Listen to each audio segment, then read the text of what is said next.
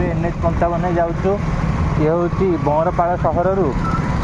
ये हूँ बंरपाड़ सहरु NH-55 दृश्य। ये NH-55 रास्ता नुह तो ये NH-55 पोखरी ये गोटे पोखरी परिणत हो जाए केते गाढ़ा कौटी किसी जना पड़ूनी देखिपे ये मझे मझे बहुत सारा गाढ़ा ये भाया गाढ़ा अच्छे जो पानी हो जाए ये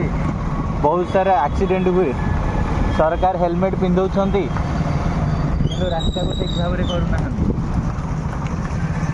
हेलमेट पिंधाऊँ लोक हेलमेट फाइन बहुत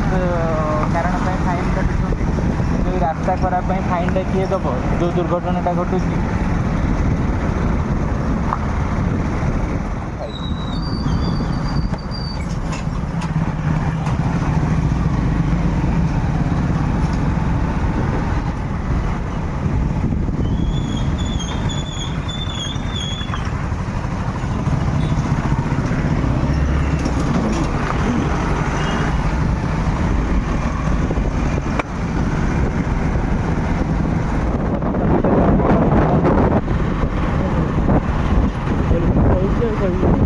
तो रास्तार दृश्य एटिकार क्लाइमेट देखिपे